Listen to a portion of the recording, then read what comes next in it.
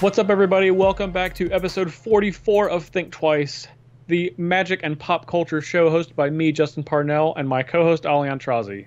What's up, buddy? Ali, how's it going, man? Good, good. So I got some exciting news Okay. from last Excellent. week. I like exciting news. I went and got a new pupper. Yes. As you said on the podcast last week that you were preparing to do, so... Yeah, and I'm in love, man. Maggie is... We named her Maggie. Mm-hmm. The little wiener dog, Dawson. And she's, like, so tiny. She's so small, and she's just... I don't know. I love her. I love her. Like, it's weird because, like, you know, I've obviously had pets in the past. Yeah. And I feel like I'm already more committed or connected with Maggie than any other pet I've ever had. Like, my old dog growing up as a child was Baxter. He was also a wiener dog, and I love that dog. Mm-hmm. But I feel like I'm more connected with Maggie and have more and love her even more. Maybe it's because like she's actually my dog, or I get to, and not like a dog that you like your family's dog that you just took care of the most. Yeah. It feels, yeah, I don't know. It feels weird, but it's awesome. It's a great feeling. She's super cute. I'll make sure to. She's adorable. All patrons, if you guys are patrons, you've seen me post pictures of her on our Discord feed. Yep. If you follow me on Twitter, you've seen me post videos and pictures. So if you want to see those, if you want to see her, just go on Twitter and see them. She's adorable. And if you would like to have access to the Think Tank, which is our Thinktwice Discord channel, Patreon support that gets you access to that is just $1 per episode. So yeah, nothing really. Yeah, we've had a lot of fun. We've changed it up this week. We've had a lot of fun with all the different channels talking about magic and animal pictures and a bunch of memes I don't understand. I think I'm too old for them. You get them more than I do. I don't. I've gotten like one that's been posted. That's it. Everything else I'm just like, oh man, this is like how, my girlfriend Meredith's 13-year-old son, like he basically speaks in memes entirely. So you should show him the channel. That's like what I'm. No, I don't want. I don't think it's a good idea. Okay. It's not. It's just I don't want to go down that dark road. Oh, okay. Well, it was called the meme channel basically. Then we changed that. Then I changed it to the meme dream, which is the perfect channel for memes. I guess. Don't let your memes be dreams. Let your memes be memes. Anyway, meme power. So last week you got a pupper. I did get a pupper. I went to Busch Gardens. Oh yeah, I heard you're super hot. It was real hot. I went with my girlfriend Meredith, her two boys, Parker and Levi, and it was like 90 degrees. It felt like about 190. Okay, pretty much the whole day. Well, important question here. Yeah. Was it hot because it was hot outside? Yes. Or because you were outside? It was hot. It was hot. It was hot in general. Right, but did you make the world hot because, you know, you're just radiating the hotness? No, it was already hot. Okay. It was hot. So it was like already double hot before. So you just it was already hot before. Okay, so you made it double heat. Yes. All right. But we rode a lot of roller coasters, which was good. That's kind of why we were there. Got some food. Played some Pokemon because there's a billion Pokestops and gyms in the park, so that was a lot of fun. What was your favorite roller coaster? My favorite roller coaster at my top 3, if you go to Busch Gardens in Williamsburg, Virginia, number 1 is Apollo's Chariot. It takes 55 seconds to get to the top of Apollo's Chariot, and then there's a drop. That's almost straight down. It's awesome. So I've been to Carowinds. Is it kind of like Drop Zone, where he just lifts you all the way up the top, and in a little circle? No. And drops you? No.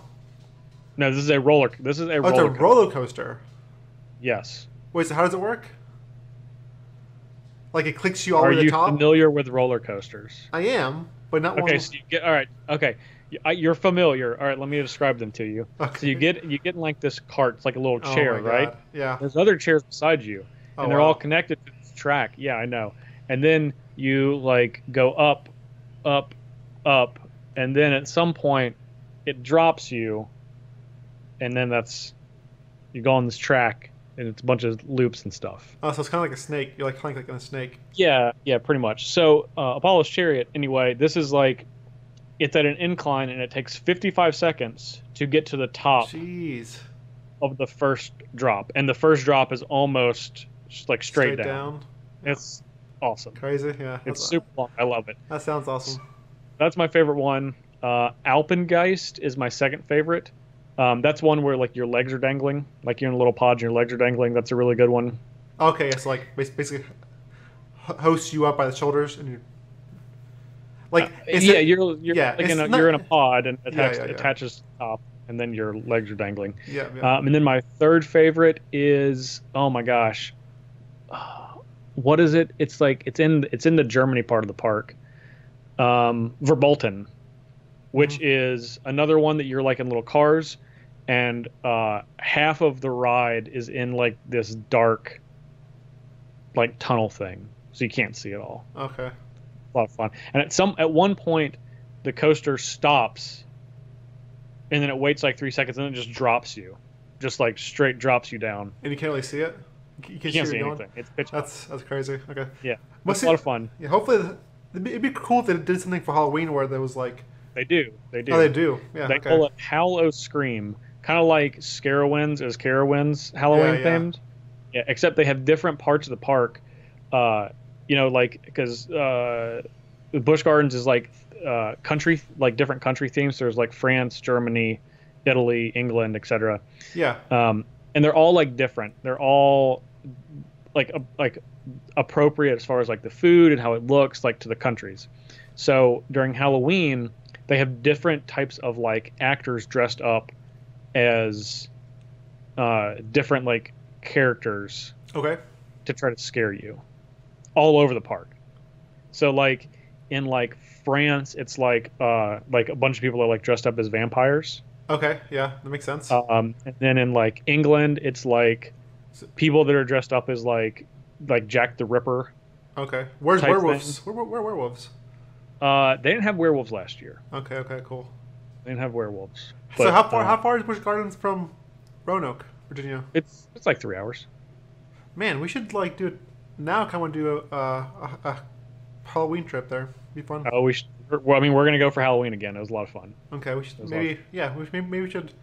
All right, we'll discuss that. We'll discuss that after. Later. Yeah. So we had a question of the week last week, Ali. We did. That question was, obviously we've been reading a lot of Magic Story, and we both agree that we're going to see at some point a black-white Gideon and a red-green Chandra. But which is going to come first? 50% of you said the black-white Gideon, which is what Ali thought. 33% of you said the red-green Chandra, which is what I thought.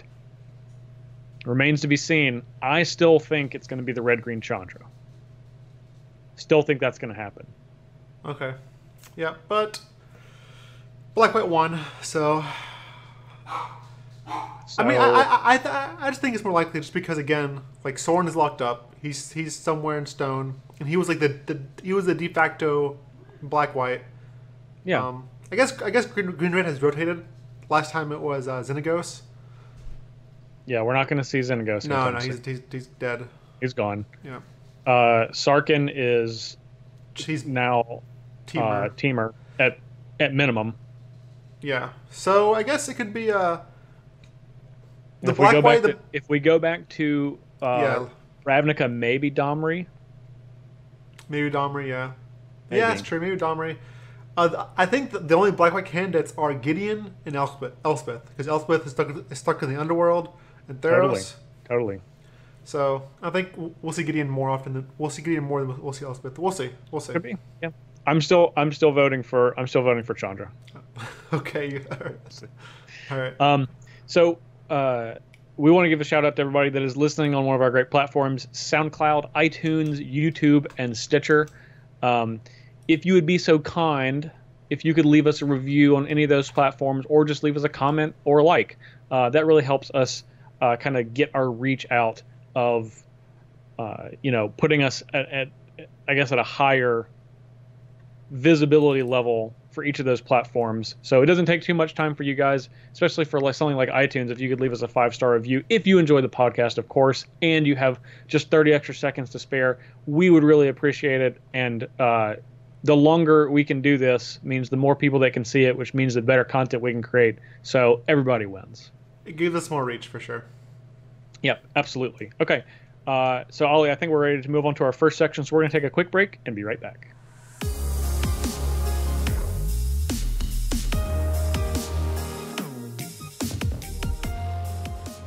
So Ollie, we're going to talk about some Standard, which I know you're a fan of. Yeah, I'm a fan of Standard.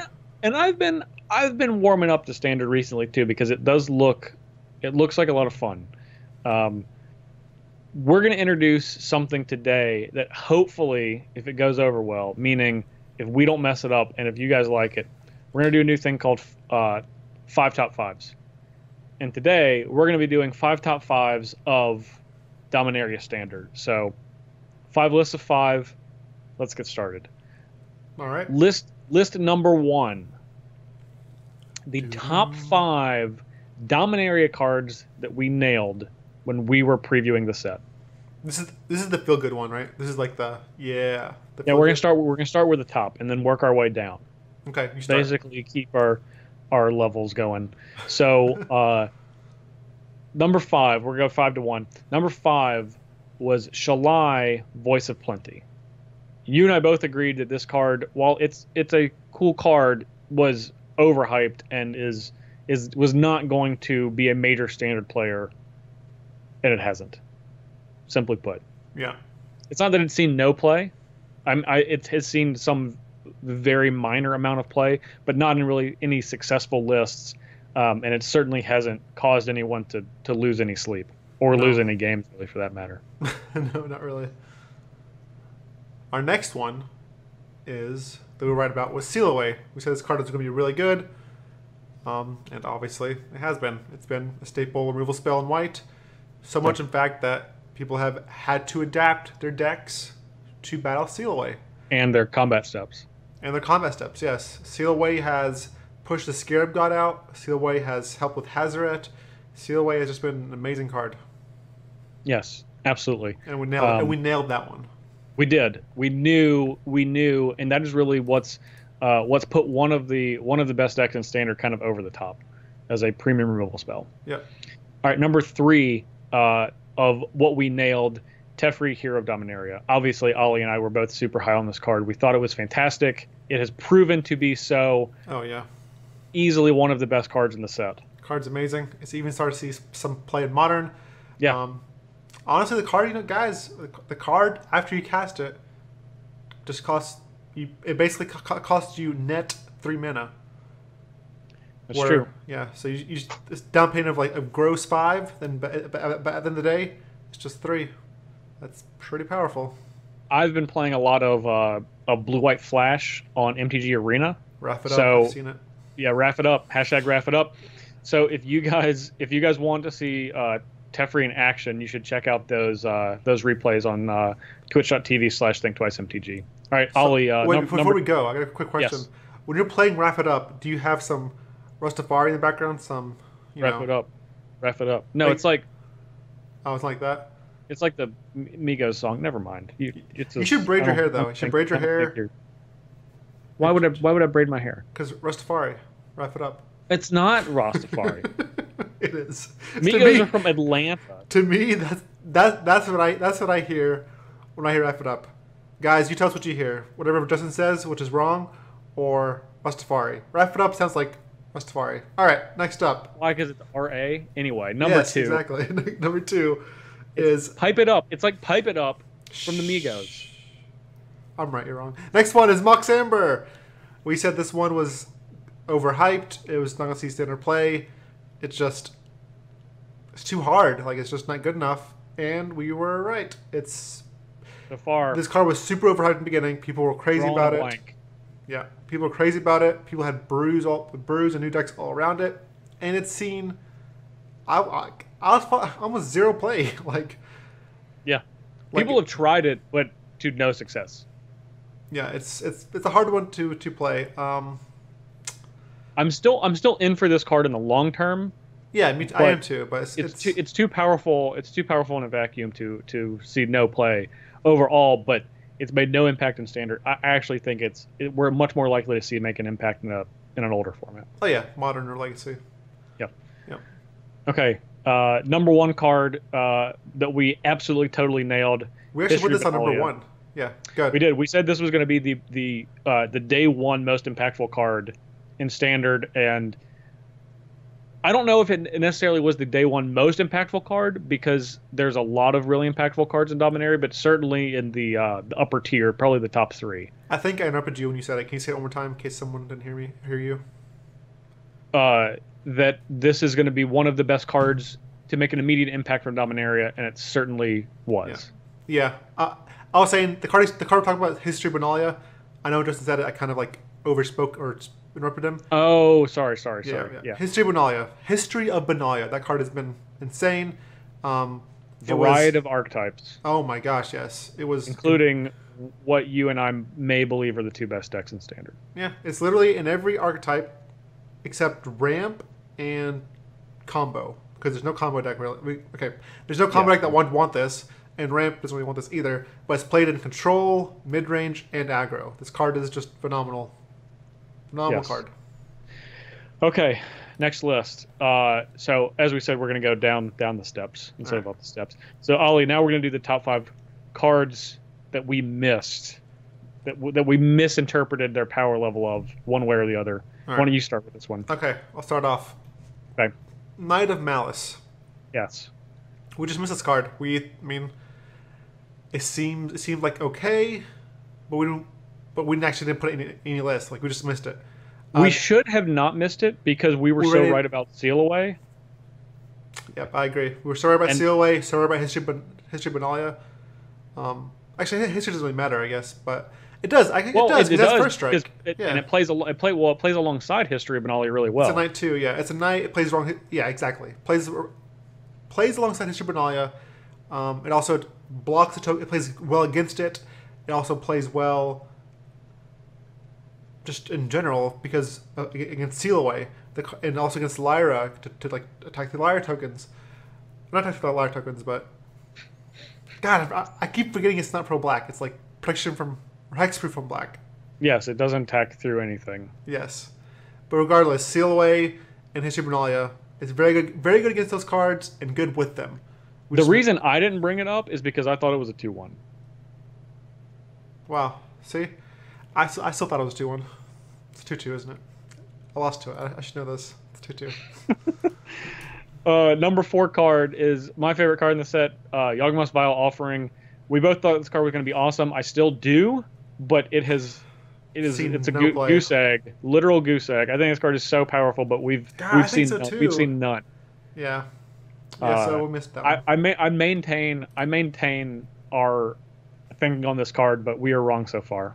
Yeah. Number 3, Goblin Chainwhirler. Even though I'm still not a believer. I don't like this card.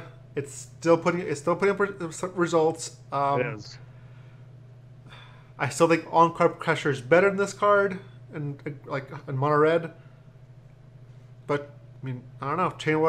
Chainwhirler kills. What? It doesn't kill Knight of Malice. That's 2-2. Does it kill Scrying Scoundrel? Does it kill tokens? No. It kills Toolcraft Exemplar. That's what it kills.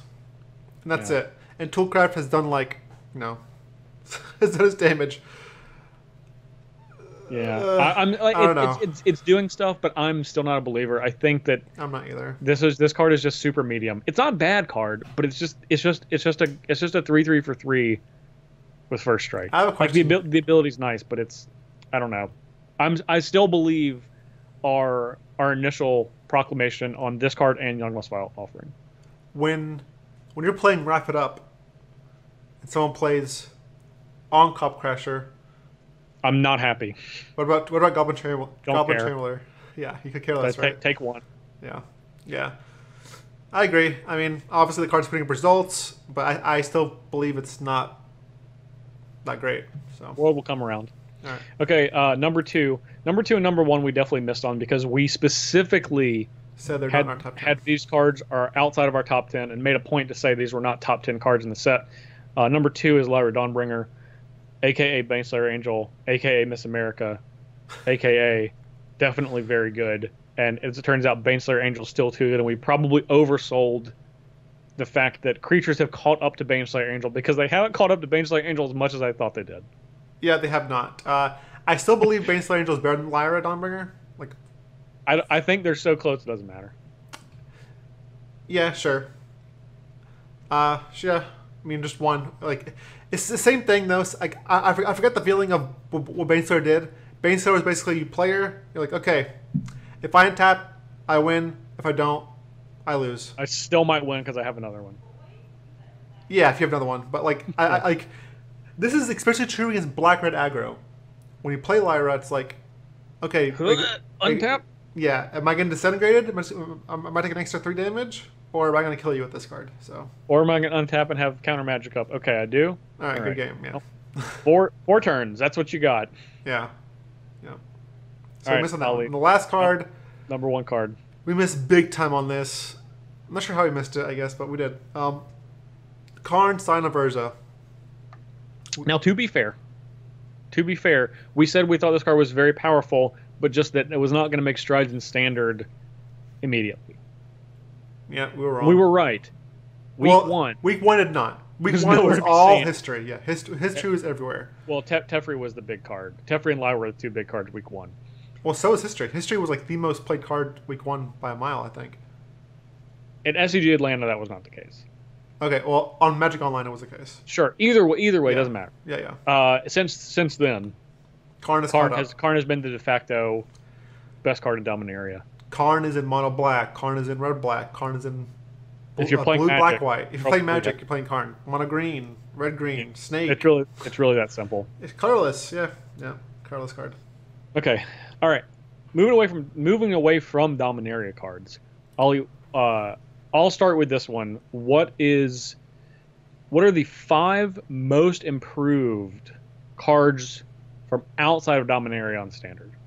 All right. Number 5, Thrashing Brontodon.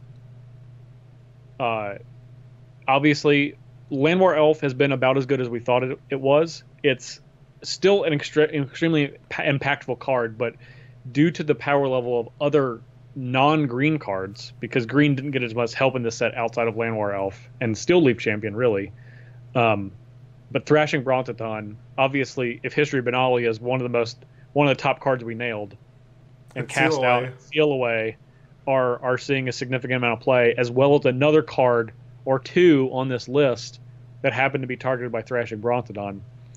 The sizable body combined with a nice ability make this a card that has its stock has significantly risen. Yeah, I do think it's wrong to kill History Benalia with a Brontodon. It depends. You're gonna lose. Yeah, if you're gonna lose, if you're not gonna lose, then don't do it. If you're gonna lose, then yeah. Yeah, but because you can just block it for the most part. Yeah, I've seen people just turn 4 Brontodon, kill your History, and it's like, no, you can just block. It's fine. But anyways, number 4, Spellweaver Eternal. This is a blue to 1 for a 2/1. Yeah, the fact that we have to say it, but because it's a 2/1 for 2 mana with Prowess and Afflict 2. For those that don't know, Afflict 2 says whenever this creature is blocked, the defending player loses 2 life. You didn't say the most important part of the card. I said Prowess. It's a Naga Wizard, Snake, or just Wizard. Naga Wizard, yeah. Wizard. The fact that it's a wizard. It's a wizard, yes. Yeah, that is the reason that it's on this list. Yeah, it's a wizard as he's playing in the blue-red Prowess / burn wizard deck. Wizard. It's deck. Like a wizard deck. They're like wizard decks. Yeah, they're all wizards. Yes, yep. And it's just a good card because it plays well with Adele. You know, Adele, the singer. She's now. Please. Yeah. Yeah, you know. Flying through the air. All right, number 3, and this might. People are going to be like, most improved, Walking Ballista. Now, Walking Ballista obviously was very good prior to Dominaria coming out, but there's only so far it could go, but it did do that. Walking Ballista is arguably the best card in Standard right now. Yeah, arguably. It's so good because, I mean... everywhere. Yep. It is. It's improved a lot. It's only good against your opponents if they're trying to play Magic. The thing is, like, it also... It's so I think it caught back on because Walking Ballista originally was played for Saheeli Rai, so you could like ping it and stop it from comboing off. And kind of the same thing as Teferi. It forces them to like uptick because the minus you just Walking Ballista and kill it no matter what. Just ping it off, yeah. Yeah, so like and then on top of being good against Teferi, it's also insane in your Karn deck, in your Scavenger deck because it got better. This card got a lot better. All right. It did. It was already so good, which is why it's only number 3 on the most improved because the two cards above it were not seeing as much play and moved up significantly. Yep. Next one is Gideon the Trials. Gideon the Trials is a great card in the mirror match. It crews our number 1 card. It crews our number 1 card, which we'll get to. Spoiler alert! Now no one knows what it is. Yeah. Actually, it could be anything because it can be a creature, so it can just crew every vehicle. We can talk about both of them. Our number 1 card is Heart of Kiran. Our second is Gideon the Trials. Gideon the Trials is just a fantastic card in the mirror match. It's great against the blue-white approach deck because they can approach you to win. It attacks. Obviously, it pressures Teferi, pressures Karn, and it also crews Heart of Kiran. The card is just phenomenal. Like it's just really good right now. Heart plus Gideon means you can plus Gideon, basically ice a creature, and then activate Heart with the plus you just put on Gideon. Yeah. To attack. It's gross, and they both dodge board wipes. Like you can like in one turn if you want. Like if you put Fumigates, like okay, cool, 0 Gideon, -1 to crew Heart, take 8. And Heart of Kiran is our number 1 card because Heart of Kiran is legendary. It dodges cast out. It costs 2 mana, so it's very aggressive. It's an artifact, really good for Toolcraft Exemplar. Also, it has Vigilance, so it does not get sealed away. It dodges the best removal spells in Standard outside of Fatal Push. So. And settle the wreckage. Yeah. I'll talk about more about sure. Target removal. Yeah. Also, like so the wreckage is like it's a little later in the game where like cast down. It dodges cast down and dodges seal away. Yeah, because it's legendary. It's a legendary creature. Cast down. All right. Next list. You tell him. You tell him what it is. All right. Ali called this the top 5 standard snoozers, which the top 5 standard sleepers that could see more play. Not necessarily from Dominaria, but maybe they are. I said snoozers because when you wake up, you're like, I gotta get to work, but I'm with that snooze button. But finally, like, okay, I gotta get up. Now it's time for me to get up and work. And these cards are, we think, are gonna get up and work. Yeah, they're gonna get to work. You're not gonna notice they're getting up to work. You're like, man, this card has been working really hard. It just came out of nowhere. Yeah. Like, was this on? Did we check this card's resume correctly? Because it looks like they're getting underpaid right now. All right. So 5 is one Justin was talking about earlier. It was one that we missed. It's Yawgmoth's Vile Offering. Still believers. Still believers. Yeah, I agree. This has the best legendary spell. It's such a huge swing.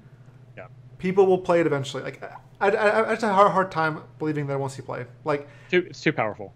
It's too powerful. The swing is massive. The swing is disgustingly massive. Once you pair this with a cheap legendary creature, shh. Yeah. Don't spoil the next 90 seconds. Okay, but anyways, yes. Yawgmoth's Vile Offering. Number 4, Justin. What do you think? What number 4 is a card that you're quite fond of, and that is Hour of Promise. Yes.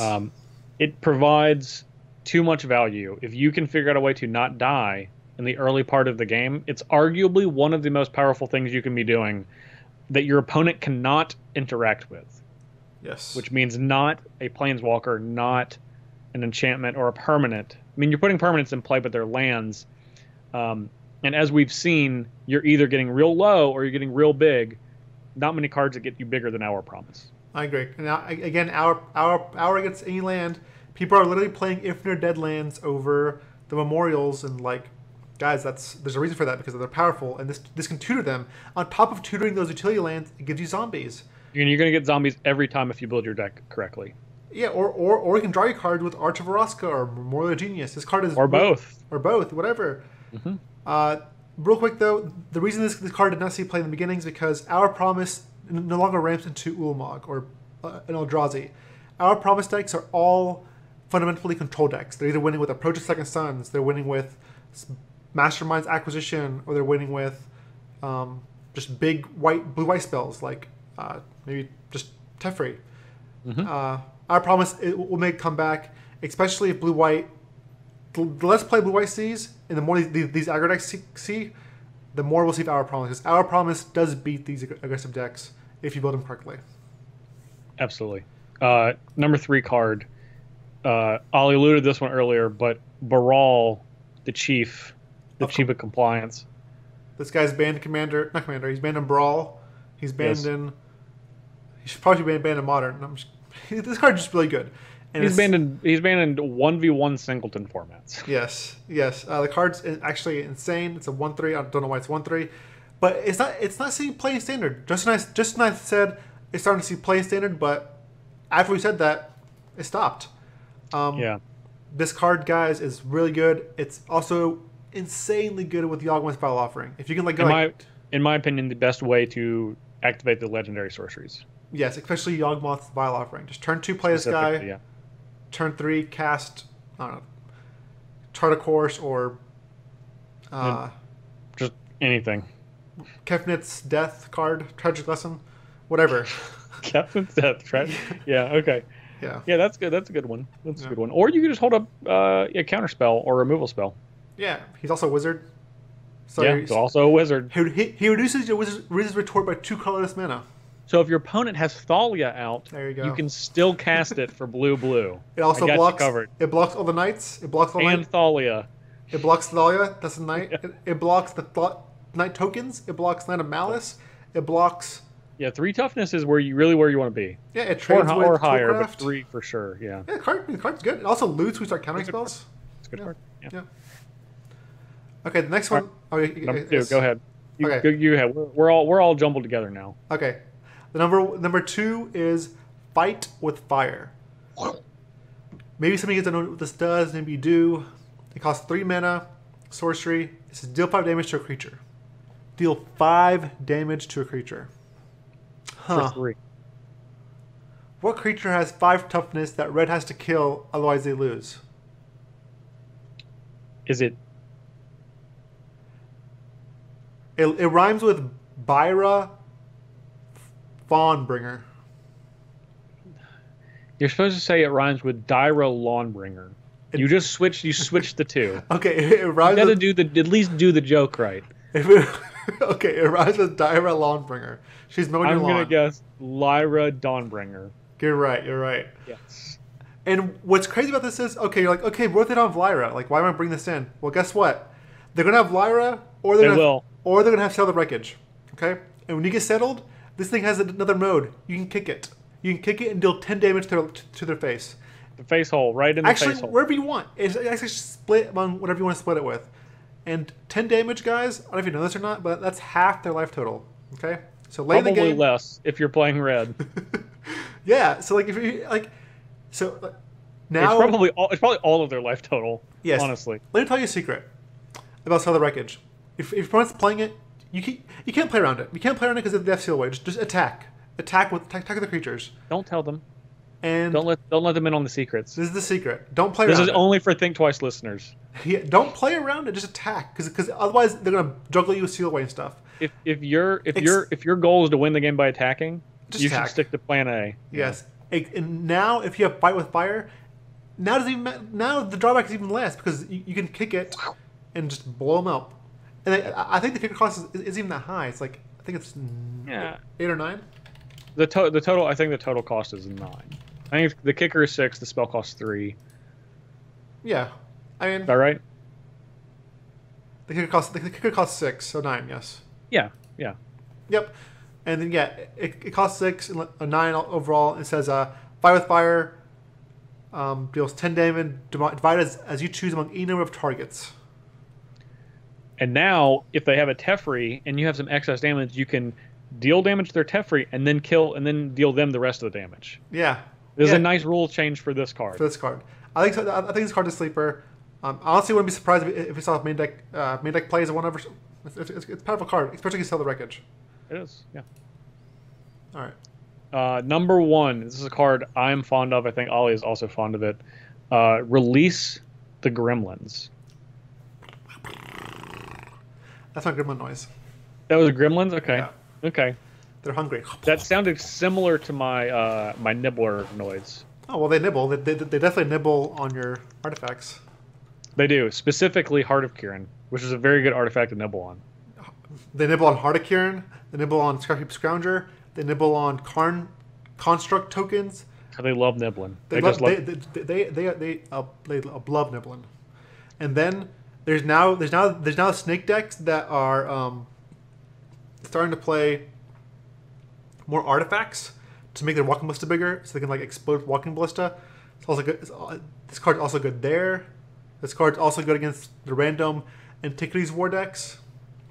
I mean, this card is just sure. I mean, there's some decks out there. Yeah, I'm just saying, if you just 3 mana, destroy your opponent's Heart of Kirin, and it's then a manic vandal with upside. Yeah. This card will come back. I'm down for manic vandal. Yeah, I'm down for it. Okay, Ollie, list number 5. all right. We're gonna end with the big one. For standard, what are your top 5 decks? I'm gonna let you run us down this one all the way, top to bottom. All right, number 5. I'm gonna go with blue-black X Scarab God decks. Get out. I think they're not that great, but I think they're still in the top 5. I think they're 5th. I understand Seal Away hurts them. I understand Sell the Record hurts them, but a good Scarab God player can play around those by not attacking. God doesn't need to do his own dirty work. No, yeah, he just like summons this bad boy, summon this bad boy. It has been hindered a lot because Scarab God can't reanimate History Benalia, but still a very it's still a very powerful card. And I say it's number 5. And number 4, I'm gonna lump all these together. Okay. Okay. I'm gonna go with green-black X Snake decks. So Winding Constrictor. So like your green-black snake, your green-black artifact reduction snake, your Sultai Hedonist Climb snake, all those snake decks. Okay, they're all here. They're 4th best. They're really good because they're excellent with walking ballista, and they're very Jundy. You don't have to sell me on Jundy. Yeah. All right, so they're fine. But the problem with these decks are they died of Fumigate, so be careful. And I think there's a separation between decks 4 and 5 and below, and then 1, 2, and 3. Yes, yeah. It's like 5 and 4 are like tier 2, maybe a little further down, and then we have the tier 1, basically very close to tier 1. And I want to say I don't think that standard is finished shaking out yet, but no, I also don't think that these decks we're going to say are going to go anywhere anytime soon. Yeah, and basically if you're playing in a PTQ or RPTQ or Grand Prix or an Open, wherever you're going, these are 3 decks you should definitely consider or be prepared to beat. Number 3 is red-black aggro. Red-black aggro was basically built to try to prey on black-white vehicles. It's just basically mono-red, splashing some black cards to be more aggressive or Scrounger. So, I mean, deck's good. It's just a good deck. Put 6 copies into the top 8 of GP Birmingham last week. Yep. 6 is a lot. 6 is a lot. It's not the most, but it's pretty close. It's pretty close. Yeah. Now, why would we have a deck that put 6 copies into the top 8 of a Grand Prix, and it's not the second or best deck? I'll tell you here in a second. Okay. Number 2 best deck is Blue-White Control. Okay. I feel like number 1 and number 2 deck are better than red-black aggro because they can adapt so much easier and better to the metagame as it evolves the red-black aggro. If you're playing red-black aggro, it's very hard for you to go big. Like Blue Control can like switch cards around. Like all you have in red-black aggro is you're kind of locked into the aggressive role. Yeah, I mean, the only route is to play Chandra's and maybe Angrath, and Angrath is like, he's not that good. Let's be honest. Loosey-goosey, yeah. Yeah. And maybe Karn, but still, like, it's not enough. It's not enough tools to actually become, like, the mid-range deck. Where Blue-White Control can completely shift dynamics. Like we talked about before, Blue-White can be 3 different decks. It can be a flash deck, it can be a control deck, it can even be approach if you want to go that route. It can just do whatever it wants. And has all the answers. Sell the Wreckage, Fumigate, Hour of Revelation, Sleeper. Okay? We didn't Not mention on the that. list. We didn't Extra mention- sleeper. yeah, Bonus extra sleeper. sleeper. Bonus sleeper. Bonus sleeper. Bonus sleeper. This card destroys vehicles. Destroys everything. Okay, this card is great. It literally destroys everything. Yeah, That's what it it's does. So blue white can adapt perfectly to a plethora of things. And then number one best deck. I'm playing this best deck because it's just very fast and has quote unquote nut draws. Black white aggro. Black white aggro you can just curve like Toolcraft, Heart of Kirin into Gideon, or history into Gideon. Like I don't know, dude, whatever. Like into Karn. as long as you get 1-drop, 2-drop, 3-drop, 4-drop, you're probably winning the game. Yeah. Notable.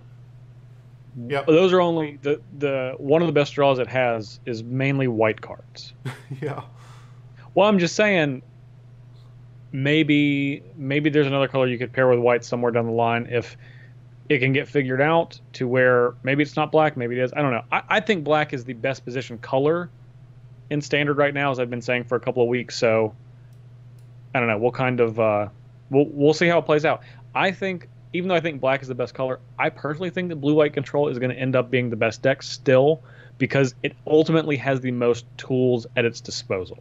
And the reason I put black-white over blue-white for first, because I feel like blue-white is a lot more work. One, you have to be reasonably skilled at Magic.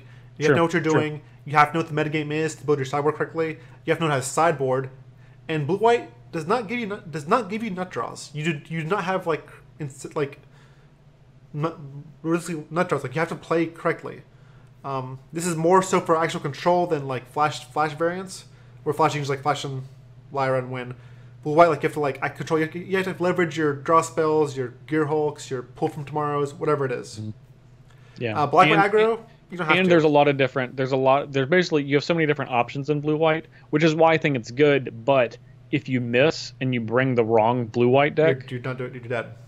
Could be, yeah. Yeah, and black white aggro, like you can miss, you can sideboard incorrectly, you can play the wrong card. Like on turn three, you can play Getting in the Trial instead of History Benalia, and you're probably still gonna win. Like the deck is just that's true, full of powerful cards, and it's easier to pick up and play, and that's why I give it number one. It's also very adaptable too because it has white, and white has the best sideboard cards in Standard, and usually in general, honestly. Yep, definitely true. Okay, Ollie, those are our 5 top 5s Awesome. For Standard, Dominaria Standard. So we are going to move on to everyone's favorite segment, our favoritely named segment, which is Return to Dominaria Magic Story, Episode 10.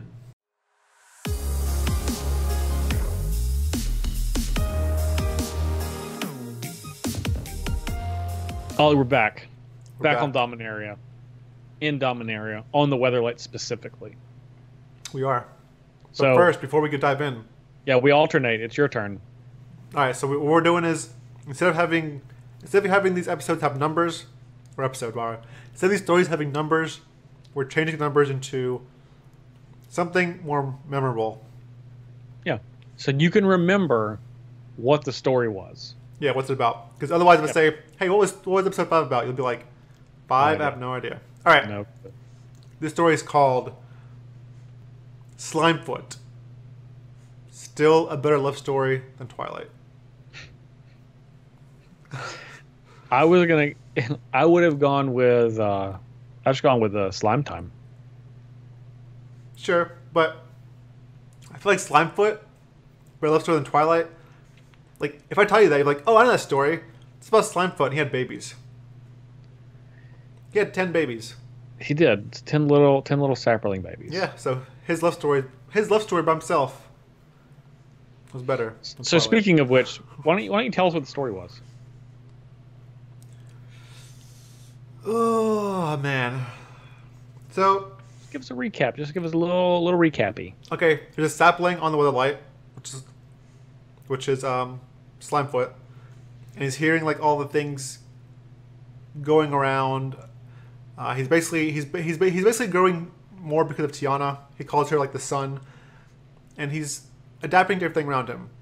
He says a lot of things on the Weatherlight. He's growing because of the Weatherlight, and this is basically just his. I'm not gonna lie, basically just his growth in his story, and how he thinks, how he sees, how he feels. This story is all about that, Mm-hmm. and that's basically it. I think you're selling it a little bit short. I don't think so. Like You just hated this story, didn't you? I mean, I thought like I can feel it. I did, because you know why? Because Oh. he's not gonna do anything. This is it. This is all Slimefoot will do. You know what? You don't know that. I want to bet it. I want to bet on episode 11 he won't do anything. Episode 12 he won't do anything.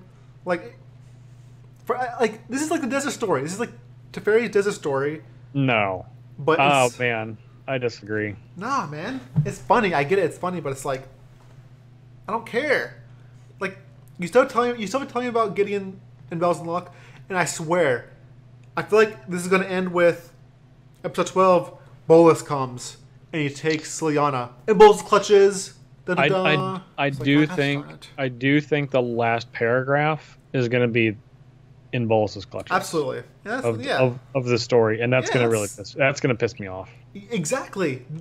Yeah, that's what's going to happen. And it's like, and it's not going to do it because I don't think they're going to do it in a way that's going to be like you're leaving us like, oh, there's a cliffhanger. I can't wait to see what happens next. It's like, no, you've worn me down so much that I don't care.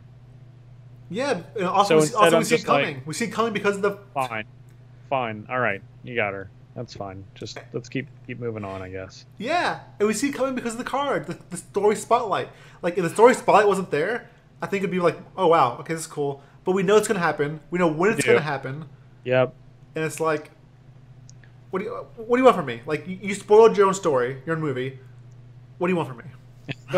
I feel like we are at this point sounding as much like a broken record as the card we're complaining about. So I'm going to try to focus on this week's story, which I was entertained by.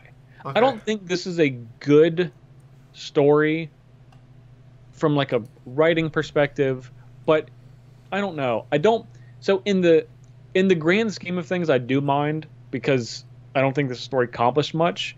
But if we take it away and look at it from an independent story standpoint, there were a lot of things that I enjoyed.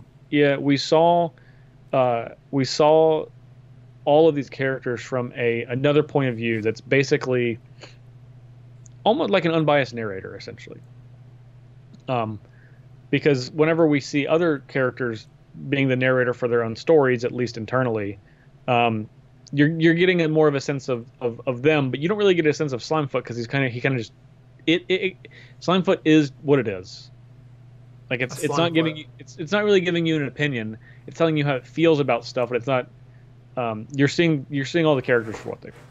Yeah. So just to give you a rundown on that, we see that Liliana is pretty deeply affected by Josu and killing Josu again. Brings up Josu, like Liliana's talking to Gideon regarding Chandra. He's like, I wish you'd brought up Josu so she'd be on board. And he's like, what? She's on board. Did you want me to bring that up? Like, I thought that was like your thing. She's like, well, you could have said something. And he's just like super weirded out by it. He's like, this came out of nowhere. Like, you literally just brought it up for no reason. Well, I don't blame him because the way I read it was like, oh no, that's Gideon's totally right. Like, it's really weird, but obviously it's like she's constantly thinking about it, so it's like train of thought for her that she just like randomly brought it up because she felt like she had to talk about it because it's weighing so heavily on her. Maybe I saw it as a form. It probably is to some extent, but I saw it more as a form of manipulation, where she wanted like basically guilt trip Chandra into helping. That's the way I saw it because she's been. Well, that's what Gideon said. That's kind of what Gideon said. And I personally feel like it's more that than it is like her killing her brother. But you're saying you feel like it's more the weight on her chest or shoulders of her doing the deed. Yeah, for sure. Right. Okay. I think you always are. I think you assume the worst of Liliana, and I assume the best. Yeah, we're opposites. So that's probably somewhere in the middle. Yeah. I really liked. I like the little interactions between Karn and Slimefoot because they're kind of very alike. Yeah. And I thought that was cute. Like Karn was like he felt like he got Slimefoot, even though Slimefoot can't communicate, really. Yeah. And then Slimefoot was like naturally drawn to Karn because since he grew on the Weatherlight, or it grew on the Weatherlight, Slimefoot was very familiar with the things that have been on the Weatherlight, and obviously Karn itself is a part of the Weatherlight. So Slimefoot was kind of familiar with Karn, and then Karn in turn was just like Karn's not a big communicator. Like No. he's not great at doing that. So the language or lack of language barrier didn't hurt the Karn Slimefoot interaction as much as it would with other characters. So I kind of like that. I like Karn because he's portrayed as this character that's like kind of, he appears like he's maybe a little bit like slow, but he's not. Like he's just all business. Yeah. The one of the things I like about Karn is I think Karn thinks that he is very emotional, but he's just like, he doesn't come off like that at all to other characters. The best part, I'm not gonna lie, was when he was whispering. He was like, "Hey, Chandra and Jaya, sometimes they scream at each other, and it hasn't happened yet, but sometimes they do it, and it's irritating. It's annoying." Yeah, that was about, like, he doesn't. Well, my favorite part about Karn is he doesn't use contractions. So he just speaks out. He says, "It is irritating." Yeah. Yeah. I like that. See, I really liked that. Yeah. I mean, honestly, like, this was Karn's backstory, like what he's been doing for the past whatever years. Like, me and you said we want the story, and you know what? We better get the story. We're not getting it. I think we will eventually. I mean, we're not getting the next 2 episodes. No, we're not. No, we're definitely not. Yeah. Doesn't mean we're not going to get it. What? So if it comes out, you're not going to read it? Like, no, I'm going to read it, but I'm saying, like, I really want, like, I feel like I'm looking for a redemption episode for this whole series. I'm not finding one. We're not going to get it. We're not going to get it. I really enjoyed. I think there's like a lot of subtle character development because I really enjoyed Chandra's arc over the last 3 stories. That's been my most enjoyable part because Chandra like actually internalized a lot, like in this story, like saying, like how she felt about basically, like realizing she needed to grow up. Yeah. And that's a big step for Chandra. It is. It is. I really enjoyed Gideon realizing, because like his internal instinct is like he needs to help everyone, and he takes on everyone else's problem immediately. Like that's just like he's just like the problem solver. He wants to be the problem solver. Yeah. Do you know who Gideon reminds me of in real life? Captain America. You. Oh, that I want to be the problem solver? Well, not only that, like you're that, but also the fact that like he knows a ton of Leona's secrets. He knows what's happened with her, but you know what? He keeps it to himself. He doesn't. He knows it's not his place to say it. And he keeps it to himself. And there's things like, you know, we're best friends, obviously. Yeah. And I've told you things that like in confidant and like, and there's, you know, you guys. All right, this is breakdown time. There's one time I told Justin something like personal or whatever, and then we sat down. I was talking to him and his girlfriend of like 4 or 5 years, and I started talking about this subject, and she had no idea what I was talking about. I looked at Justin, I was like, "You didn't tell her?" And he was like, "No, he told me in private, and I kept it to myself." And I was like, that right there like blew my mind. I was like, "Wow, this is like, that's like."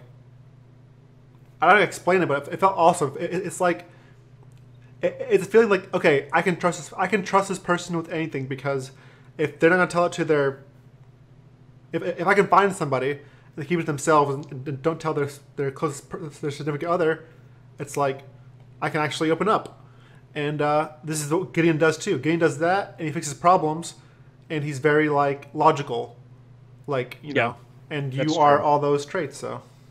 Well, I take that as a compliment. I take it as a compliment. Gideon's grown on me a lot as a character, so I'll take that as a compliment. It is a compliment. It is a compliment. I appreciate that.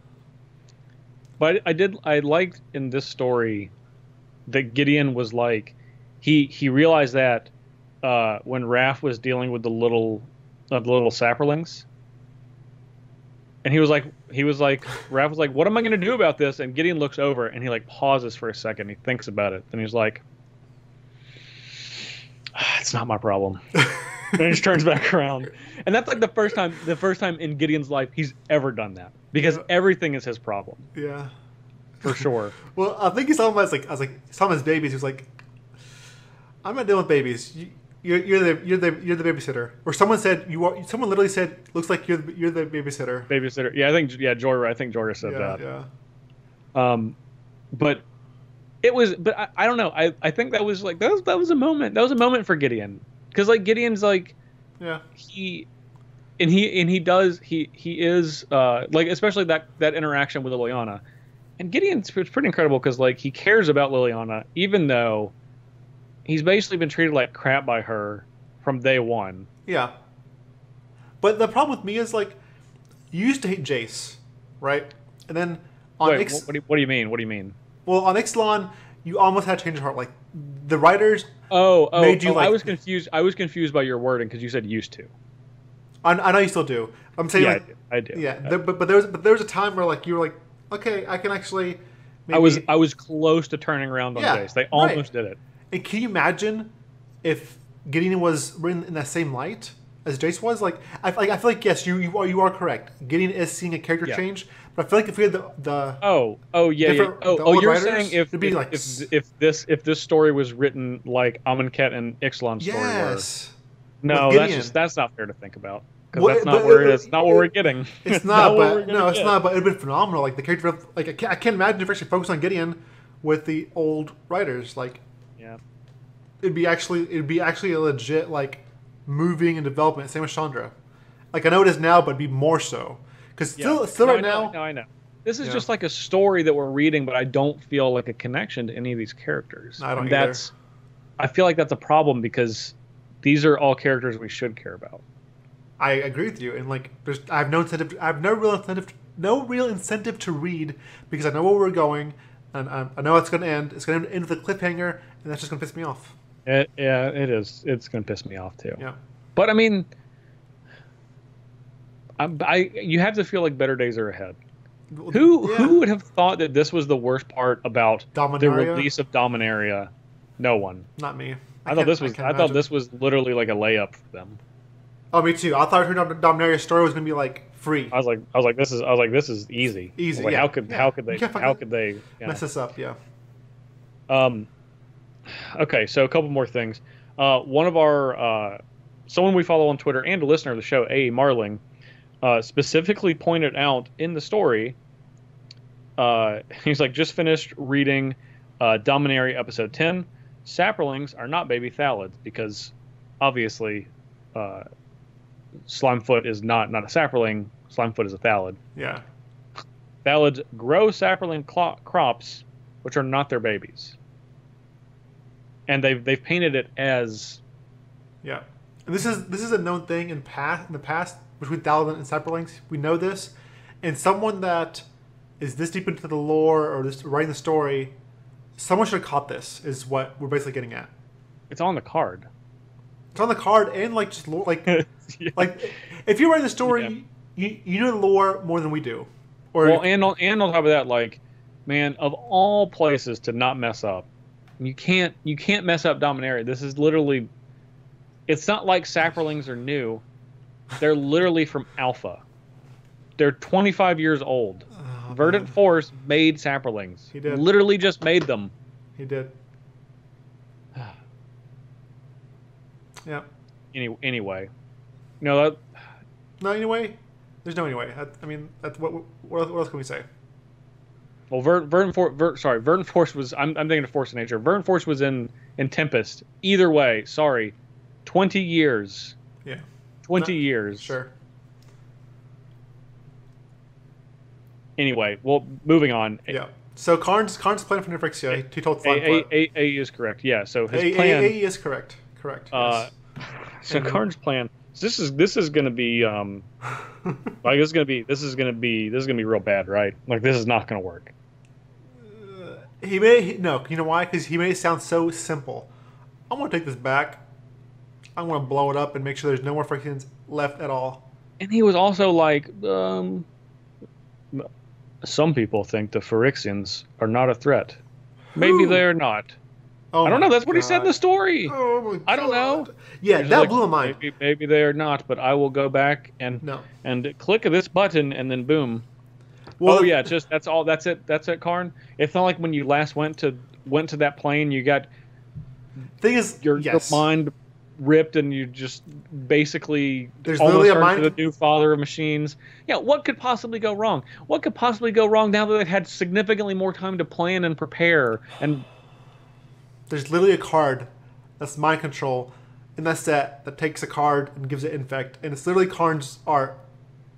It's corrupted conscience. corrupted conscience. And the thing is, like, Oh, I don't think Karn would say that. I don't think Karn would say.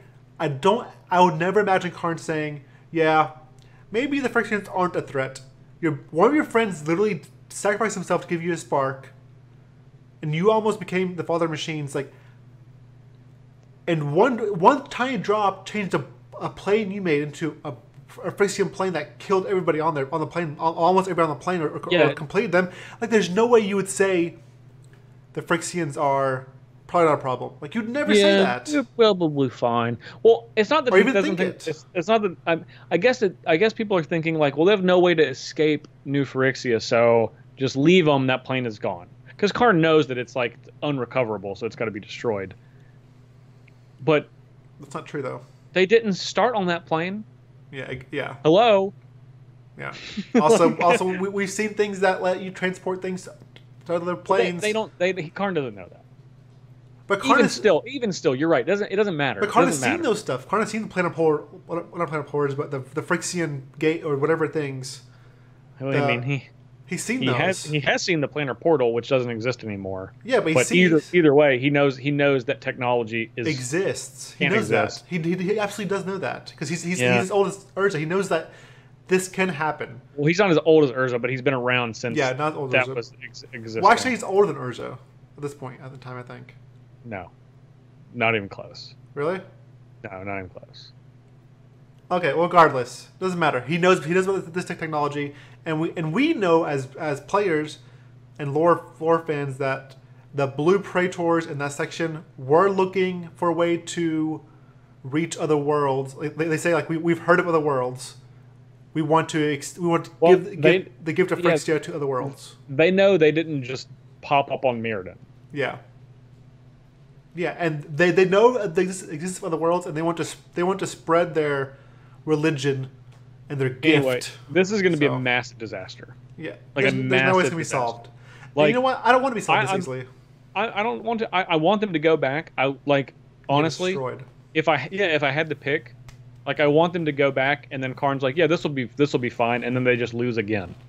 Yeah, that's how it should work. Because like you cannot underestimate them. You can't underestimate them. Foolish. They're like cockroaches that are a lot smarter. Yeah, a lot smarter. And are a lot harder to kill. You can't do it. Okay. Ali, anything else on Slimefoot? Still a better story than Twilight? No, but it's a good title. I laughed. Okay. All right.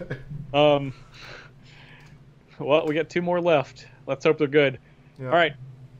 We're going to take a quick break, and when we come back, as promised, we're going to return to the Delos Park, our favorite variety, Westworld. See you in a bit.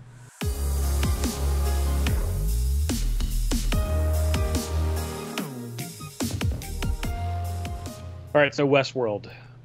A few weeks ago, we did a recap of Season 1 and Episode 1 of Season 2. So we are now 4 episodes deep. Before we get to spoilers, I just want to say I've been really happy with how this show has developed in the 2nd season. It's very different. It's different so far from the 1st season.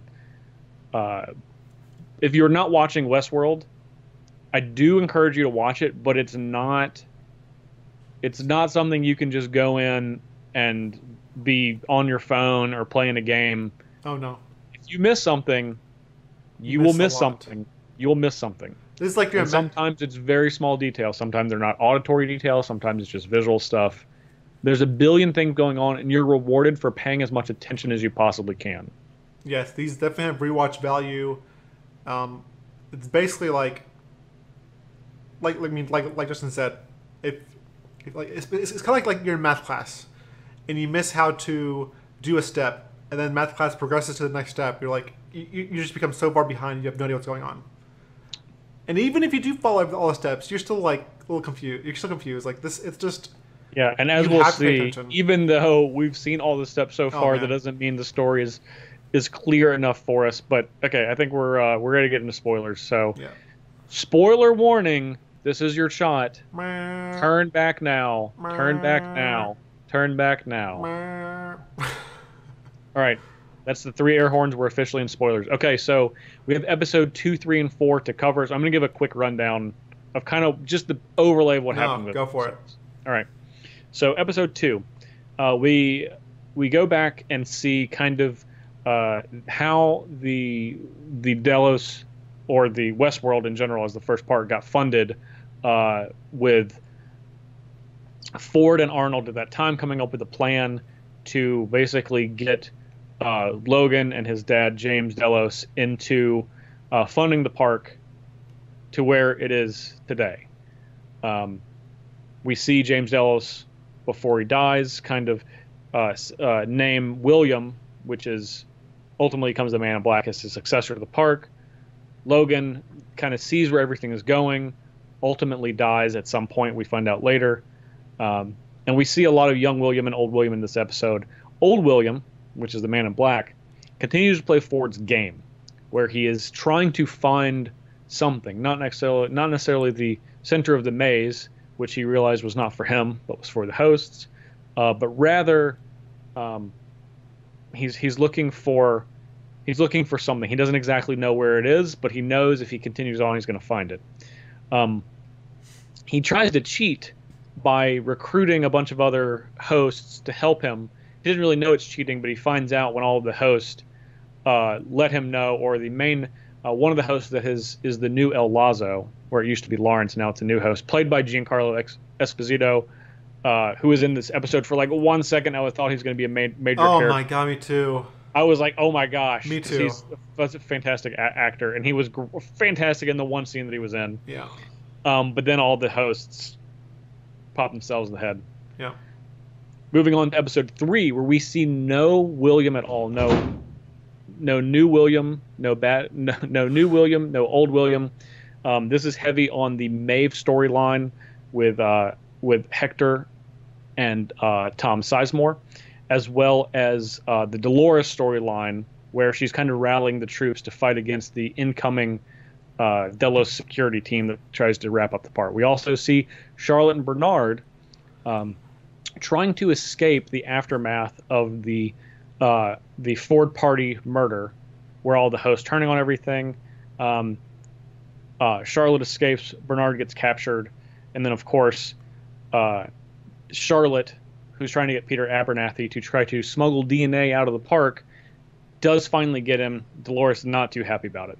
Also, at the very end, we see what is potentially either Samurai World, Shogun World. It's unclear exactly where they are. They're in a snowy place, and we see, and this is again Maeve, Hector, and Sizemore, a samurai warrior kind of run at them at the very end. Yeah, I think we're definitely going into a Japanese which culture. which they hinted at last year, and then episode 4 sees us come in on another park, which looks like it is a kind of an Indian-based park, where you can obviously Westworld kind of gives into your darkest thoughts and desires, and in this park it allows you to hunt game that you would probably be illegal in the real world. So we meet a new character, which ends up being Man in Black / William's daughter, who I'm pretty sure his name is Emily. I didn't hear them say the name in the story at all, but I'm pretty sure we know her name is Emily. In this episode, this is really heavy on William's story, both in the past, the present, somewhere in between. We don't see any Maeve or Dolores in this story. They were obviously heavily featured in episode 3. Yeah. We see the return of Elsie, who, as we last saw, was being choked out by Bernard when he was in his host trance. And he kind of comes back and is having these visions over the course of this episode and the last, as he's remembering what's happened in whatever time period between when the Ford Party massacre and the present time, air quotes around present because we don't know exactly where that is, present time, as we know that Bernard can't exactly be trusted. Yeah, we know. We also know he can't distinguish. He can't distinguish reality. Well, the timelines. He can distinguish what's real, what's not, but he can't distinguish like what's happening now or if it's in the past. He doesn't exactly know where he is As time goes, yeah. And we see a lot of William, both as a young man and an old man, and again somewhere in between, as he interacts with what looks like James Delos, who was the original founder or the proprietor, anyway, of the parks. Now, that's not exactly as it seems, because this isn't exactly James Delos as we know. This is actually a host that has James Delos consciousness. And to me, this answered a lot of questions. Episode 4 was my favorite. Ali, you can start wherever you want. Yeah. I mean, and I'll try to do my best to answer. Okay, I was confused about, obviously, the guy that hosted the Westworld that wanted it to exist. I understand he's the first like hybrid of like half host and then brain from a human, trying to mesh those together. But I don't understand. Like, is there more to that? There's more to it, right? But am I missing something? Like, well, the reason that I believe that they were doing it is he was essentially the first test, because he is a host. He's synthetic. He's man-made.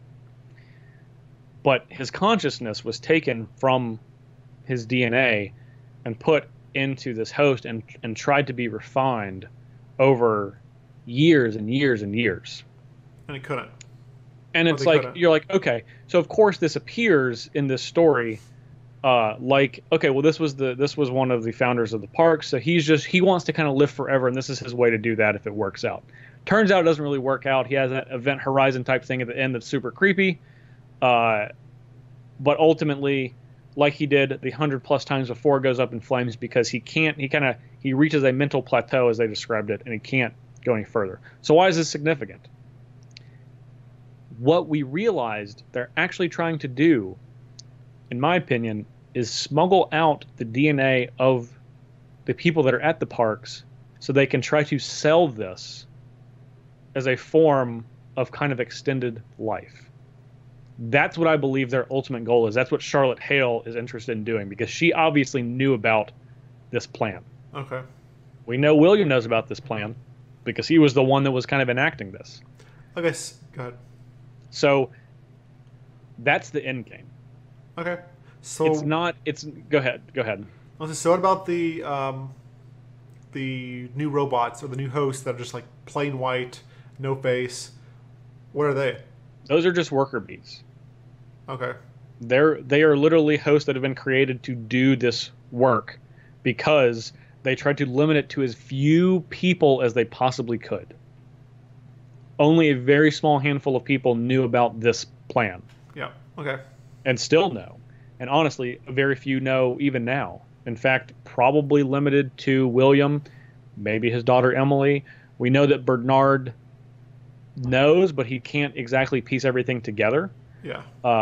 But he knows what he did, but I think it was mostly in kind of his blackout host time when he was really not in full control of his memory. We obviously know that Charlotte Hale knows, because she is the one that is probably propagating this project along with William to try to get the DNA out that Peter Abernathy has. Right. Is there... So, Dolores, also we saw Dolores and her right-hand man kind of go almost, they're like, there's like a, they're not on the same page completely. No. Teddy, I believe, is still struggling to fight against his programming. Okay. Because Dolores told Teddy to take what's his face out back and basically kill him. Him and his whole army, or his whole group. The rest of his crew that was still alive. Yeah. So Teddy goes, the guy insults him, enough because he knows that Teddy's honorable, and he's like, "You and I are just alike," which of course is going to be like, if Teddy shoots him, then he's right. Right. Yeah. And if he doesn't, then he's wrong. And of course, Teddy, being the the good guy cowboy, doesn't shoot him. Yeah, Dolores tests him, knowing that this is a possibility, and of course sees it and sees him being let go. Obviously, doesn't approve, but no doubt she's not going to be happy about that. yeah. Dolores also goes between calling herself Wyatt and Dolores. Yes. Well, almost at a moment's notice difference. I'll say, what's with that? Also, what's with her father? Because Peter Abernathy. Yeah, he has like he has a ton of knowledge. Do you have any idea what knowledge is stored in his head? Yeah, he has all of the basically the stored DNA. Okay. So that's Peter Abernathy. Yeah, Dolores' father. So she remembers everything, and as Bernard saw, there's basically been a very quickly done scenario overwritten that kind of is hiding all this information. That's why he's not able to do a lot, and he also is mostly useless. He's kind of just going, just walking around and then repeating the same lines over and over again. Dolores, who has full access to her memories, which we now know is going to be very dangerous because her memories go back very far, as she's one of the very first hosts. Yeah. She remembers that this was her dad, and she is treating him as such. So the fact that he was pulled away by Charlotte is going to really piss her off. She's pissed about everything, pretty much. She's pissed about that. She's going to be pissed at Teddy. Obviously, her plan to kill as many of the humans did not work. She only killed some of them. Yeah, she's really be pissed at that. This is like she wants to. It's battle of the races. She wants to destroy humans and take over, make the host the primary subservient, beings. as she wants the humans to be subservient as the hosts were previously. Yeah. So, when do you think Bernard's going to kill Elsie? What episode are we guessing? Because it's totally going to happen. No, don't say that. I really like Elsie. I do too. I like her character. That's definitely why she's going to die for sure. She's like the last character that has actually like a good conscience and good like motive and like everyone has like a secret motive. She really doesn't have anything secretive. She seems like a good person, like besides Teddy, I guess, but she literally like helped the person that almost killed her. She's like, Bernard almost killed her, and she figured out that, by him telling that he's a host. Yes. Which she did not know, and she's now the first human, other than Ford, of course, that knows that Bernard is a host. Yeah, but she's also the person that that would treat the host equally to humans. Well, she actually said I trust the coding more than humans. I trust the program more than I trust people. Yeah. So that's actually which is interesting because obviously the people put in the programming, but I think that's a much larger discussion. Yeah. There's also some deep quotes it's like some deep quotes that are like almost like moving and thought provoking when the guy that about names, the one that was a hybrid host and conscious that died in the fire that they were James Delos? Yes. Yeah. At the end, his quote was he basically said, "We've been lied to. We've been told there's two gods. There's God and the devil, but there's only one God. It's the devil. And whenever you look up at heaven, it's his like shadow, and he's laughing at you down below." And that was so deep. And he kept saying in the scene that was repeated over time, if you're going to try to make a deal with the devil, better curry favor to him or something like that. Yeah. But I thought that was too because it was like made me think like what if that's true? Well, I think that man is the devil in his scenario. Yeah. He's saying that there's no God and there's only man, and man is the devil because it's basically self-destructing in itself. Yeah, and it's created It's creating these monsters of its own design. And it's created God, basically. The devil has made everything. It made it look like something else. Man, basically, not. man thinks that it's God, and in reality, in his analogy, it's the devil. Yeah, they're godlike, but they're the devil, not God. Yeah. Yes, because they don't understand what they're creating, and obviously, he has a human consciousness, not just one that was put together similar to Bernard's, that was put together from a lot of Arnold's backstory, as they like to call it. Yeah. But actually, he believed until he was told every time that he was a host. He thought that he was real. He thought he was just continuing to live his life. Yeah. So I don't know. He has a lot more insight because he has the full weight and the full life of an actual person, and he knows the other side of it. He knows that hosts exist and that humans exist, and what he is.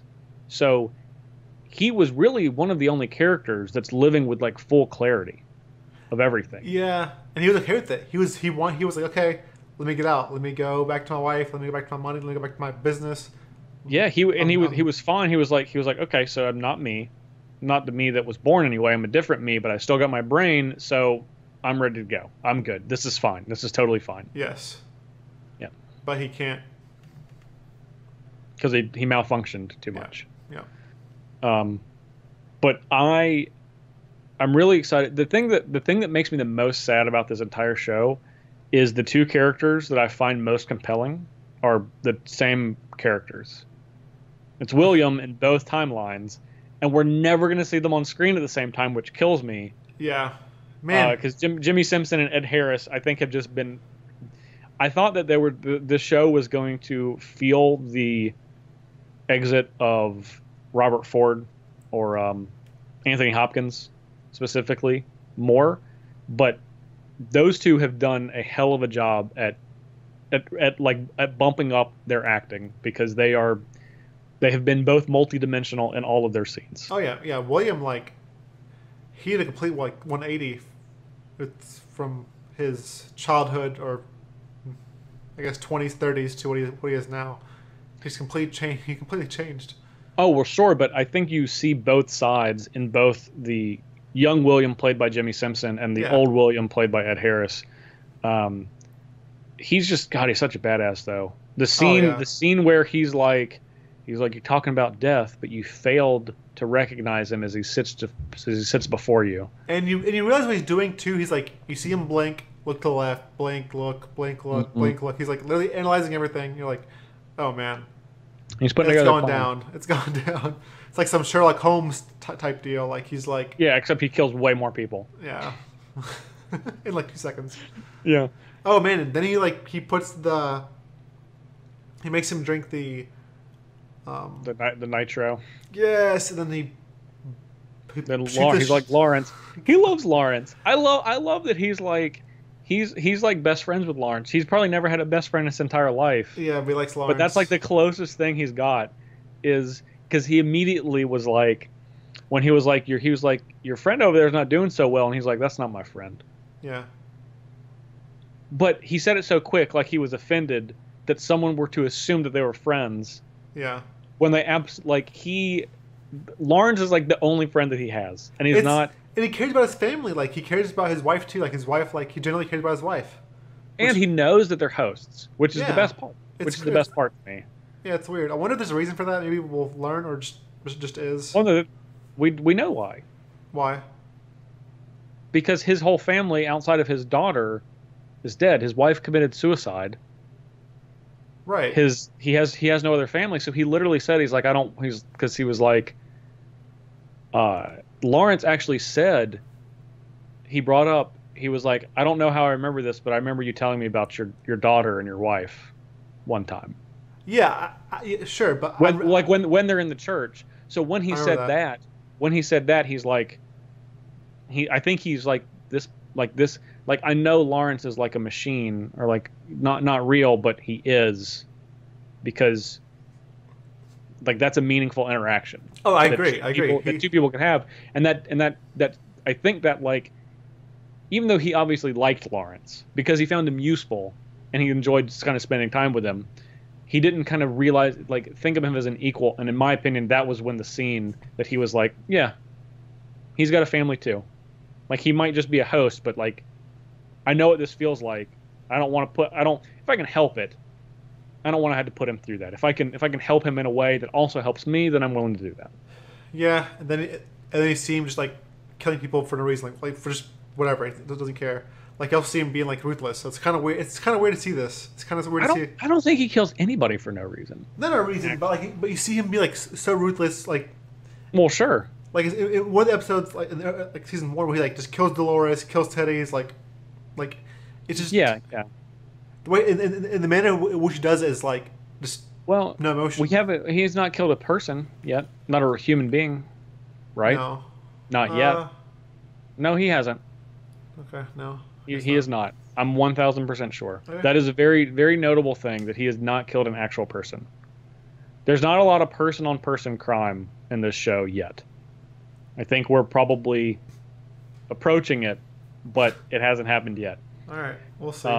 I like that his daughter Emily is a lot like him, and I'm really curious to find out what she was doing in the Delos parks, even though she wasn't in Westworld initially, even though she is now. Yeah. I'm really excited to see their interaction. I'm also want to see Maeve's story arc progress. I'm curious to see what's going to happen there. Yeah, I really like Maeve. I think Maeve too. She seems like she's like the smartest toast. Well, yeah, she is. Yeah, for sure. I mean, yeah, she's the. I mean, I think Dolores pretty much has all of her stats maxed out. If we're talking like video game character type thing. Dolores, well, so does Maeve. Almost. Dolores like Dolores has all of her stats maxed out. Maeve has like her intelligence and intuition and stuff like that. Basically, the stuff that she cares about. Sure, I think Maeve has more personally, but maybe I'm wrong. Well, it's not a more; it's a number. It's quite literally a number. Sure, like if we compare it to like Pokemon CP, do you think Maeve has more overall or less? Well, that's not how it works, though. Okay. Because it's literally a slider from 0 to 100. Okay. Like we've seen that, and they're but you have to like check them up. Like you have to like move them up to. Yeah. Yeah. Maeve went up to like 100. On a couple of them. They're on a couple of them. Dolores is like maxed out. Have we seen that? Or are we just guessing? No. We have. I'm pretty sure that we have. Oh, I think it was implied by Ford. Okay. I don't think we have seen that. We saw Maeve's, but it's implied that because she's full on for everything. Specifically, we literally just saw her got shot twice, and walking. she was Terminator style, just chugging along. Yeah. Thank you. So. Yeah. Okay. We're gonna return to Westworld, but it's gonna be a few more episodes. We're gonna go 5, 6, and 7. Then we're gonna come back after episode 7. Then we're gonna do 8, 9, and 10, then come back after episode 10. So if you want to get caught up, be caught up after episode 7. That's when we're going to come back and talk about Westworld. Ollie, any final thoughts before we go to the question of the week? Nope. That's all I got. That's all I got. I'm good. All right. That's the show for this week. We'll see you guys in just one moment with the question of the week. All right, bye, guys.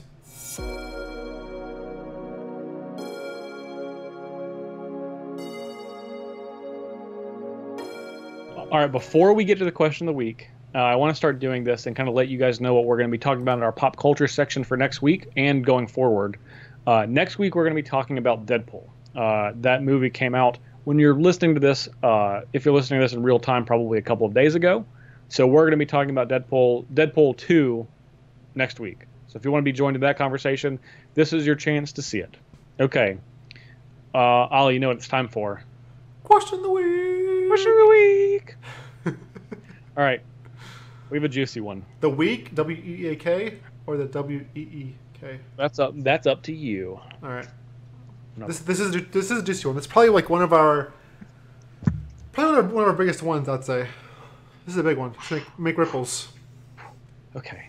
Hold on, let me dust the old lips off. Get ready. Get the cuffs. Dust your lips off. Yeah, I'm gonna battle you. Why are your lips dusty? Because they just are, Parnell. Oh, Ask the question. I know why your lips are dusty. Justin. But I'll get to it. I'll roll it into the question of the week. Oh my god. Okay. This is a big one. Overall, which Planeswalker card is better? Karn, Scion of Urza, or Jace, the Mind Sculptor? Oh, this is an easy one, man. So easy. It's easily Snap, Karn, Scion of Urza. I refuse to believe that you think this is just so cut and dry. It is cut and dry. All right, go on. It's simple. Karn, Scion of Urza is colorless. Costs the same amount as Jace. Can be played in any deck, and he has two abilities that just produce card advantage. And then if you can also use artifacts, which is also pretty easy, especially in older formats, his minus ability is disgusting. And on top of that, Karn, Sign of Urza can be easily ramped into with things like Ancient Tomb and City of Traders and literally any kind of mana ramp, like Llanowar Elves, like whatever way you want to ramp into this guy. Simian Spirit Guide, you can do it like very easily. Where Jace, you could ramp into him, but it's not as easy as Karn because Karn is colorless. And I just think Karn is a fantastic card, and he works so well with himself. Like the more cards you have, like the better it is. Like you play him, you plus, your opponent kills him. That's 6 life, whatever. If they can kill him, 6 loyalty is a lot. 6 loyalty for a 4-mana Planeswalker. And then later you can just play another Karn and regrab the card you lost. Like 6 loyalty for a 4-mana Planeswalker, colorless, can easily be ramped into. Fantastic in older formats. Already seen playing Infinity and Modern. I can't imagine what's gonna happen in Vintage. I mean, I'm sure you can test to his power level in Vintage more than I can. I think he is. I think Karn is a great card. And that's my vote. So go ahead, take the floor with Jace. Well, I mean, I do agree. And when this set was revealed, I think Karn overall is the most powerful card in Dominaria. Overall. Okay. All formats, everything, period. But I do know why your lips were dusty. Oh, here we go. Here comes the burn. I know why your lips were dusty. Let me get the burn ointment. Go ahead. Okay, you ready? You got that ointment? Yeah. Because Karn's a robot. You know, they collect a lot of dust, and you've been kissing that Karn ass. Oh, real good. I mean, that's true though. That's not bad. That's not an insult. That's why those lips are dusty. I will kiss his ass all day. He's also worth a lot of money too. He is. He's not worth as much as Jace the Mind Sculptor. Anyway. Not yet. I mean, that's a whole different conversation, but I'm more than happy to have it with you. No. Keep going. Defend your... So you have the floor. Jace the Mind Sculptor. He's not colorless. So it's already puts him a leg down from Karn, which I understand. They both cost 4 mana. Jace has a pedigree that I don't believe any other Planeswalker will ever be able to match. Karn is an incredibly powerful card. However, it's too generic. It's too generic to be called the best Planeswalker ever because it can never, I don't believe, at its best, it can ever reach the level that Jace can when it's at its best. Jace has the ability to completely take over the game virtually on its own. Karn, while it does too, it operates very similarly to Jace in the fact that it can protect itself. It can kind of create an in-game scenario where it wins on its own. But it does it all does smaller levels than what Jace does. Karn is pretty good at protecting himself. He makes like a 1/1 if you have no other artifacts, obviously. I'm not going to explain Karn here, but Jace's ability to protect itself with blue, which is obviously the color of counter spells and just control cards in general, is usually paired with another control color with board wipes. Karn, susceptible to the same thing.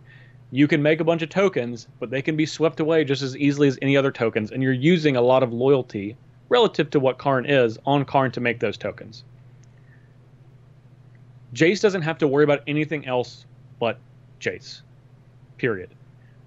Jace can also create a scenario where not only is it getting closer to killing you, it is locking you out of the game just by existing. You have, Ollie, probably more than most people, have +2 Jace, looked at the top card of your opponent's deck, and you said, it's good, and the game ended. They may not have conceded immediately, but the game was over. Am I correct? Right. But if I had Karn, I could draw that card, then plus pick one. But you're right. You're right. Jace, you're right. I do. These are both great. These are both great cards. Like, neither of us are arguing that these are not two of the best Planeswalkers ever. Maybe the best two, but Jace the Mind Sculptor, always been, always will be better than all. I think Jace is very powerful. I do agree with you. You said like his abilities in general just do a lot more than Karn. Like Karn is kind of like almost redundant, like plus, minus. It's both. Karn's a little generic, but it's just really efficient. Yes, I was gonna say like Jace is a lot of things, but Karn is just the colorless part is so huge. It's so big. It is. I mean, I won't deny, Karn will be played in more decks than Jace. Man, just by nature. Yeah. Blue is a lot harder to cast than anything. Yeah. And they at one point they said they were going to make Karn an artifact planeswalker. But then they went back. That would have made him worse. Made him much worse. But then they backed up. They said this back during Karn Liberated times. They were making him artifact planeswalker. Would it have been worse or better? It would have been worse. Okay. It would have been worse. Even in Vintage? It looks like it would have been. Yeah. Well, actually, specifically would have been worse in Vintage. They lock you with like Null Rod and stuff. Yeah, I mean, Null Rod, Energy Flux, and just like things that destroy artifacts. Like you can't cast it off of Mishra's Workshop, but the fact that it avoids all of the artifact hate. Imagine if you could just abrade Karn in Standard. Yeah, it'd suck. I mean, just like that. That's a good enough argument on its own, right? Yeah. So Karn not being an artifact, I think, helps. Anyway, you guys let us know which Planeswalker is more powerful, Karn, Sign of Urza, or Jace the Mind Sculptor. Ollie says Karn. I say Jace. You guys let us know what you think. You can do so at thinktwicemtg@gmail.com. You can let us know on Twitter at thinktwicemtg. You can let us know at Ali Aintrazi or at jparnell1 on Twitter. Ollie, where else can people find you? Besides Twitter, it's also twitch.tv/Ali Aintrazi.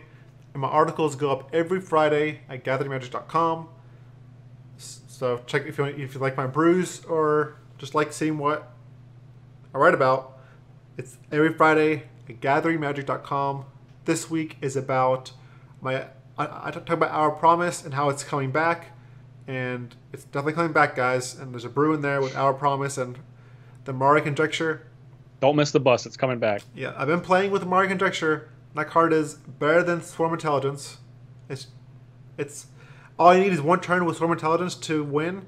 And Mari Conjecture does that on top of just buying 2 cards. So just check that out. Gives you some juice. That's where you can find me. What are you, Parnell? You can find me again on Twitter at jparnell1. You can also find me on YouTube and StarCityGames.com. I host the Commander Versus series every Wednesday, 11 a.m. You can find me and my cohorts doing all sorts of shenanigans. Next week, we return to the Coliseum of Randomness and all of the other names.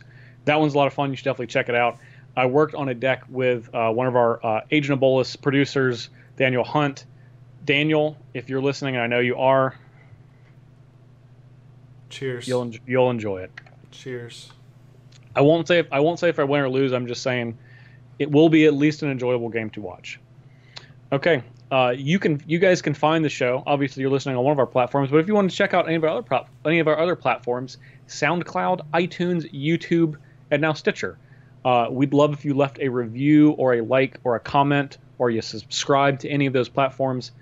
Any of those things helps expand our reach and helps bring you more content as it allows more earballs to hear what we're doing.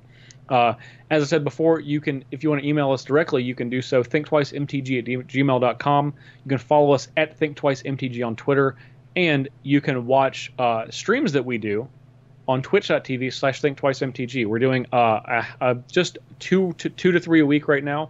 We're still trying to get our schedule down, as obviously sometimes life gets in the way.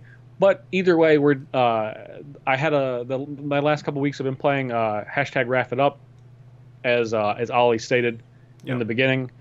Again, it's like Pipe It Up with the Migos song, not Rastafarian, which Ali was saying.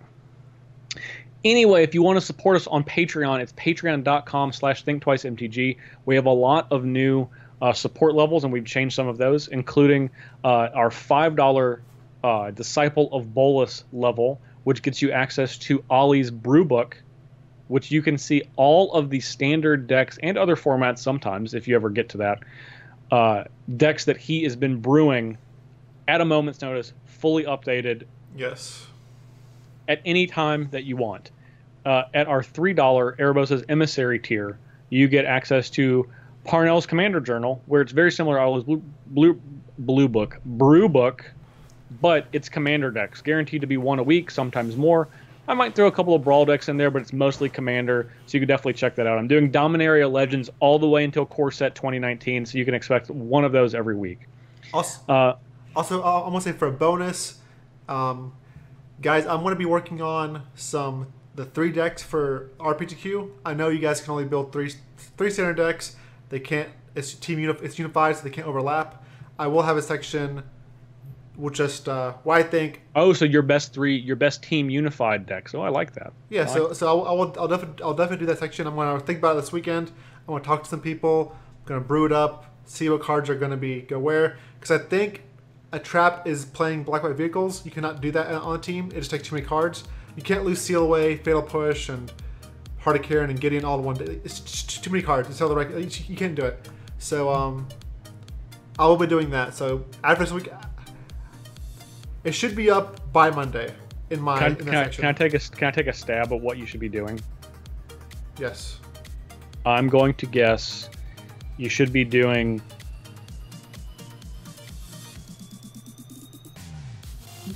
a black-green Constrictor deck, a mono-red deck, and a blue-white deck. Yeah, those are all good. Done. I've done it. Justin's brew book. It's just gonna have the deck names. You can no cards. Just figure it out on your own. I think you can also you can also do a mono black deck, which is reasonable. Okay. And then a mono red deck, which is also reasonable. And then you can very reasonable. Yeah, and then do blue white, or blue white's definitely one of them. That's easily one of them. It's the best deck in my opinion. Blue white, and then other options are very easy, like mono red. Not very easy, but you have other options. So yeah. Okay. All right, so check out Patreon to get on any of those, and we have other support tiers as well, which gives you cool stuff like exclusive Thinktwice playbats, exclusive Thinktwice tokens that are getting mailed out. Some of you should be getting those any time now. If you get them, take pictures of them and tweet at us. I don't even have any yet, so I want to see. That's true. Ollie does not have any yet. Yeah. He does not have any yet. You guys will get them before Ollie does. It's true. So guys, let me see those tokens in action. Yep.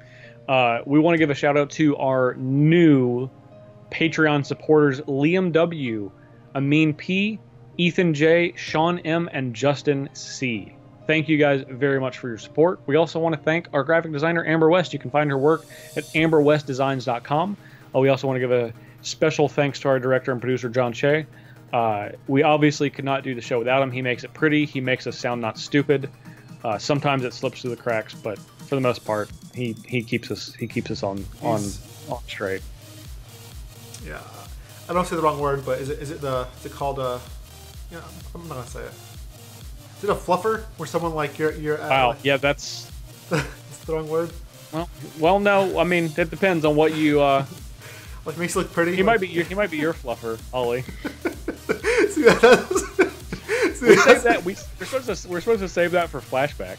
Oh god. Anyway, right. Well, we also want to give a very special thanks to our Agent of Bolus producers, Daniel Hunt, Josh Lyons, and our newest Agent of Bolus producer, Matt Lindell. Thank you guys very much for your support. We literally could not do it without you. And that's it. That's the show for this week. I want to thank my co-host, Ali Aintrazi. He's the best co-host I guess he needs help getting fluffed up by Director Choi, but here he is. We can talk about that at the the flashback. So okay, sounds good. We'll go there. All right, thanks guys. Thanks for listening. We'll see you next week. Bye guys.